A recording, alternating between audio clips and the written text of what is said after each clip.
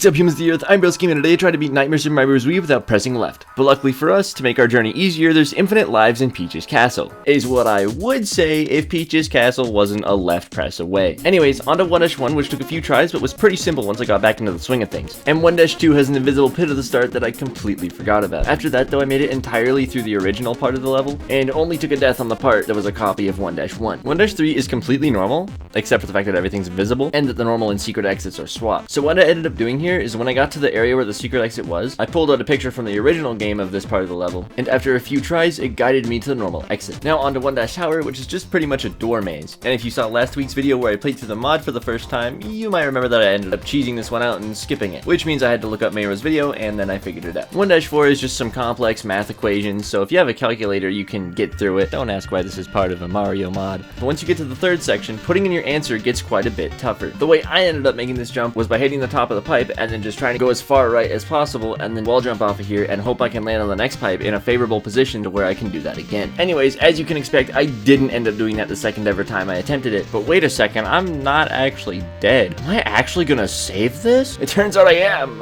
Never mind. Anyways, on the very next attempt I made it past that, and yeah, so this area just has a really big number and then it's times by 0. That means the answer's 0, so you just go through this wall and then you answer the question, if you're able to get past all this. Anyways, I absolutely nailed that, and the rest of this level is pretty normal from a not going left perspective, making it completely possible. 1-5 is the maze level that I used to clickbait you in the thumbnail, and I'm pretty sure we both know how possible that's gonna be, so I'm gonna skip it entirely and play 1-6 instead. 1-6 is just this coin battle stage, but then halfway through you have to play the final battle, and even though I add a lot of build up to it in the other challenges, it's really not too much more difficult with this challenge. And that brings us onto 1-Castle. The stage starts off by requiring you to collect a mini mushroom, and then to use bombs to blow up bricks in long, thin corridors. Anyways, after the first one, there's 4 more blocks you have to blow up with a bomb that you're normally supposed to get by moving left and then bringing it back over. However, in a challenge where that's strictly prohibited, I had to get creative and try to find a way around this. And this is a great time to explain ways we can move left without actually moving left. So option 1, you can wall jump. Wall jumping off of a wall gives you left and upward momentum, and then by hopping as you touch the ground with said momentum, you can keep it for long periods of time. This is exactly what I tried to do off of this spinning wheel thing, but I didn't have enough momentum to be able to keep it long enough to get the bombs to spawn. And that's when I tried the second method. By ground pounding or sliding off of a slope, then you can get left momentum that you can once again keep by repeatedly hopping. It turns out that if you go around this gear, you can slide off the edges, but because of the mini mushroom, you end up too high up and you can't really make it in. I spent the entire time limit trying to figure out a way to go back, but nothing was working. So I turned off the Wii and told myself that I would come back tomorrow. I forgot. So what about the next day? I forgot. How many days until you came? I honestly forgot. But what I didn't forget was my absolutely genius idea. I would get a bomb to spawn from the cannon, and then when I blew it up, I would have an extra bomb to work with. The only issue is the wall on the other side is 2 blocks wide, which, considering that bombs are quite glitchy in this game, is basically just a dice roll as to whether it works or not. Anyways, I got the bomb to the bricks, and believe it or not, it actually got rid of the bricks. This was an absolutely amazing feeling, because if you couldn't already tell, blowing up these walls takes an absurd amount of time. And luckily for me, there was a little surprise waiting before the boss door. A checkpoint. This meant that I had 4 whole tries to beat the boss. Oh yeah, minor issue, there's a slight wall here that takes 6 minutes out of your day to blow up. Not to mention, if you just so happen to have one little failure near the end of blowing up the wall, you have to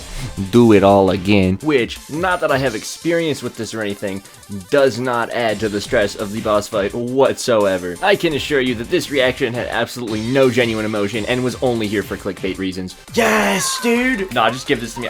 Don't even. Oh my gosh. And now onto World 2, where we have to go to 2-2 instead of 2-1 to avoid a left press. Also, I seem to have lost some footage here, but judging by the end of this recording and the start of this recording, I appear to have died 2 times in 2-2 already. And even though I eventually end up getting the continue here, it won't end up mattering because you save after 1-Castle. And if you couldn't already tell, 2-2 is another rendition of the final boss fight, but this time with wind and random unbreakable blocks thrown in. This, plus the fact that the wind switches directions after you complete the first phase of the boss fight, makes it so you're surprisingly prone to soft locks in this challenge. But after navigating the stage more carefully on my next attempt, I made it through. And 2-3 is, well, annoying. By the way, Mayro's pronouns are she, they. And then after nearly 5 minutes of riveting gameplay, you get to this section. Here you're supposed to be aware that there's gonna be a visible block that kills you if you don't do this right, and then you're meant to jump across the gap, which is completely possible if you wait for the wind to move you left. Then you go across the gap, hit the red ring, and then cry about it when you don't get all the coins. And then once you get the penguin suit from that, use the momentum from the wind to go all the way back to the start of the stage. And well on your way there, make sure you penguin slide under these bricks correctly, because if you don't, you will fail and once again cry about it. I know from experience. And then after that, you do a wall jump, which in the words of Seif Gaming is surprisingly not simple, because I have to wall jump off the edge of the T and not the bricks to my left, because I cannot press that button on the D-pad. And then after that, all I had to do was one more penguin slide that if I failed it, I would have to redo everything I just mentioned over again, which I did not, luckily. And then I made it to the end, and I was very, very happy. Actually, I don't know that for sure. I haven't checked the footage yet. Nice. Nailed it. Sick. Alright. I don't know about you, but I was expecting a little bit more, passion in that reaction. Anyway. Welcome back to more Nightmare Super Mario Bros. Wii without pressing left. It's been a while, and I have been doing some research on the dating simulator, and I have noticed that, ignore that. I don't know how I got there. The only reason I did that build-up was to show you the intro. Anyway, while listening to a podcast, I looked at the footage from my original playthrough and got all 8 endings and the different items they give you. And then I looked at my raw playthrough once again and figured out which items you need to get past 2-4. And I know we haven't even started the dating simulator yet, but it's important to say that 2-4 looks like this, and you generally need the information from the 8 different endings to the dating simulator to get that information to complete 2-4. But since I already know that information, all I need are the items that I figured out and listed, which are a star, a fire flower, and a mini mushroom, which only require 3 of the different endings in the dating simulator out of the 8 total endings. So we need ending 1, which is called good. Assuming that it means things actually go good, I thought I would try just agreeing with everything Roy says. However, going into the second room, I realized it was going to be more difficult than I thought. See, since the green switch is to your left, you need to wall jump off of the red switch without hitting it in order to move left to hit the green one. However, once I actually gave this a shot for myself, I realized it wasn't as hard as it looked. This ended up working, and I managed to go back to Roy's place and get the mini mushroom. Next up, we're looking to get rejected for a fire flower. This one turned out to be quite simple, and here's how it went. I feel like if I answered red there, I'd get a little bit more than rejected. Okay, I guess we'll go no here. If we just go all green now. I'm an expert. Next up, we need either ending 4 or 7 for a star. And thinking I knew what I was doing, I went for ending 7, which is called Lemmy's.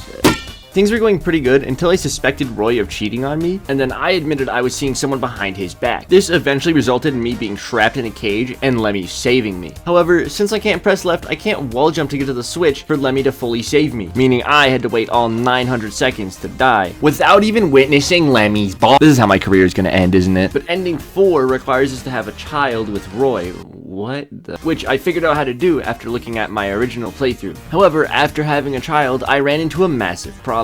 And no, it's not going to be who's paying child support, it's how do I name the darn thing? See, in order to give it a name, you need to press this switch, and that's something that is very difficult to do because wall jumps send you upward, and the way this room is designed is not friendly to that. So while I'm trying to figure this out, this is a quick PSA on if you or your partner is trying to live life without pressing left, do not let them name your child. It will take a while. It'll take too long. Speaking of taking too long, this took me too long, but hey, we got past it now. And just like that, I have successfully made and named a child. What on earth is this script? So after following the instructions, I realized that this is designed in such a way that does not like it when people, it's not possible. So see, you got this little area here. Now, if you run and don't make it underneath this block, then you're done for. But let's say hypothetically that you did make it under that block. Then you don't have any more blocks to wall jump off of to go left, and not to mention, even if you did, it would be really difficult to get the left momentum necessary and then crouch and keep it under those 2 blocks. And since the fire flower is required in a later point of the first half of the stage, we are not allowed to switch to propeller or any other movement enhancing power up that could help us get through this section. This unfortunately marks the end of our journey. Apologies for the long wait. I was helping with a Peppa Pig related project, but if you came here because it's Mayro's mod, then thanks for sticking around. I've made quite a few videos like this one in the past, so go check them out if you're interested. This will likely be my last leftless challenge. However, I have tons of more unique ideas for 2024, and I hope that I'll see you there. And I hope that I'll see you there. I hope that I'll see you there.